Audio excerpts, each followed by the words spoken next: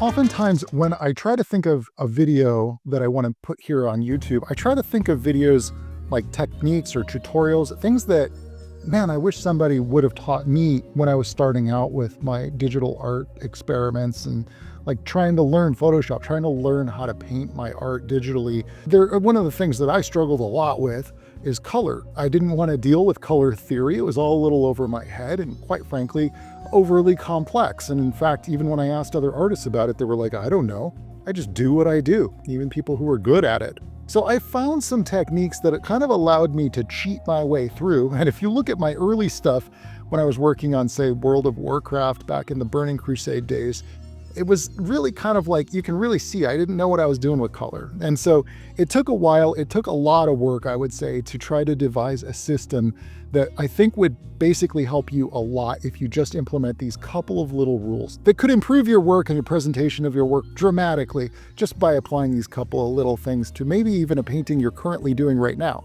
So buckle up, let's dig into it. I got a nice holiday painting I've been working on for you guys for Twilight Monk.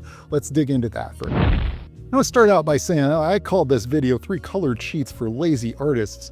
But by cheats, I mean techniques, and by lazy, I mean hardworking. To help illustrate what I want to show you, I'm going to take a painting that I've been working on for the holidays. This is a Twilight Monk painting, a little bit of a promo piece. And so just for the sake of showing you what I'm talking about, let's just set this to just grayscale entirely. So I'm going to create a hue saturation layer. I'm just going to knock that all the way down to gray. Now, I found oftentimes it's best to just do your artwork in grayscale. If you're not super confident about colors, you may just want to focus on grayscale. Like really, your colors don't matter if your values are right, if your values are correct. And one of the things that you'll notice about this is the only areas that go completely to black are the areas that I want the viewer to notice first. So like on the main character, like through here, this is this like through line shape that we've got right here, right? In fact, you'll notice that anything that was really dark over here, because it's not on the character, I've lightened that. So it's not fully black. And then the brightest white is going to be on like contrasting to his face. So the highest level of contrast in your values, that's your black and your white, are going to be where you want the viewer's eye to look first. And that's right here. In hindsight, I got a little too much white going on right here. If you can focus on getting good values, it almost doesn't matter what your colors are, but I'm going to show you a little cheat that's going to really help you a lot. Now, the first thing that you can do is obviously you could just colorize the whole thing with like a blue or like a cool color. And this is temperature contrast is what I'm going to show you. So you can make your whole painting like blue using a color balance layer. And this is what we would call, say, like a monochromatic painting, right? So you've got an entirely cool painting, an entirely cool image, right? And what's cool about this is like, quite honestly, you could go to a layer underneath and even fudge around a little bit with your values if you wanted to. You remember I was just talking about value control, like just pick like a little bit of a dark gray or something and set that to a multiply layer under that.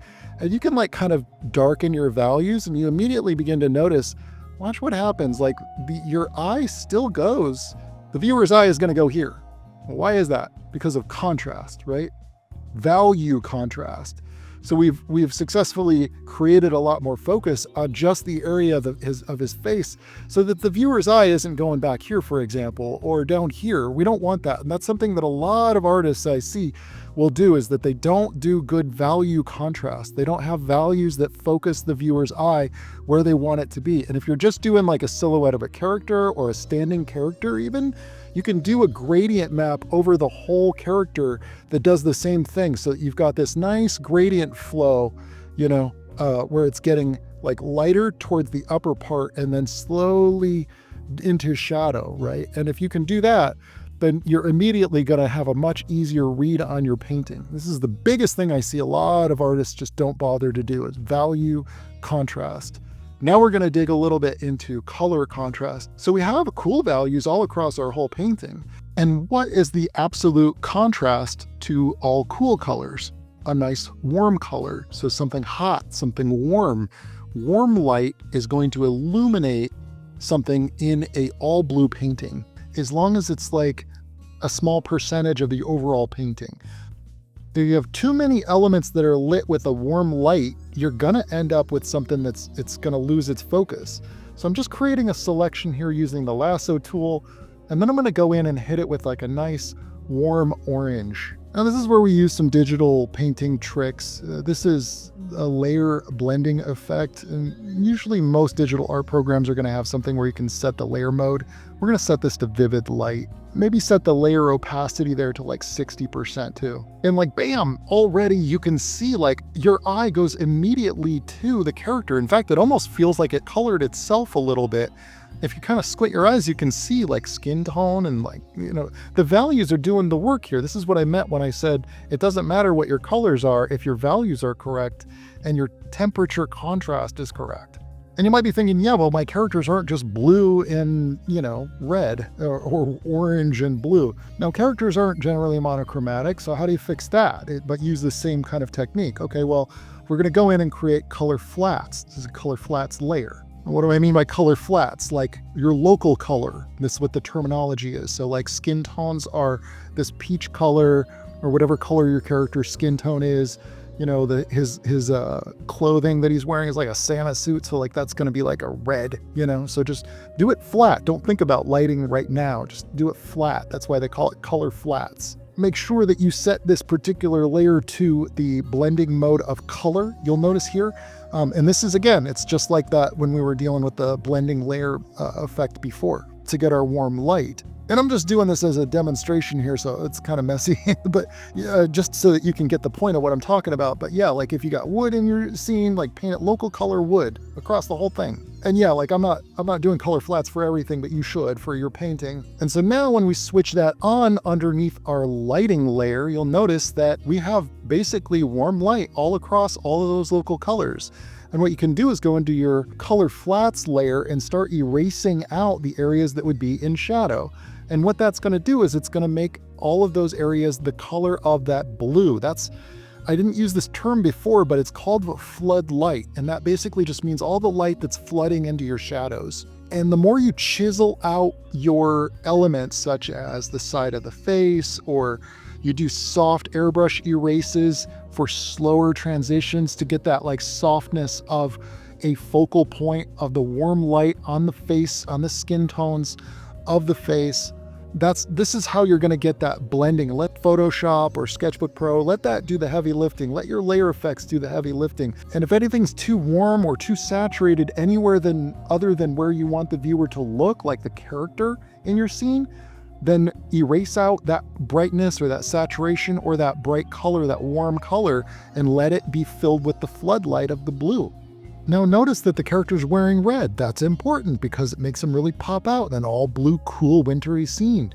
But if I've got like a red scarf, I don't want it to be bright, saturated red. I want it to be like a soft, half opacity red. So use the pressure sensitivity and start this is almost like sculpting with color, but you like make it pop out a little bit so that it turns the form and the rest of it's in shadow.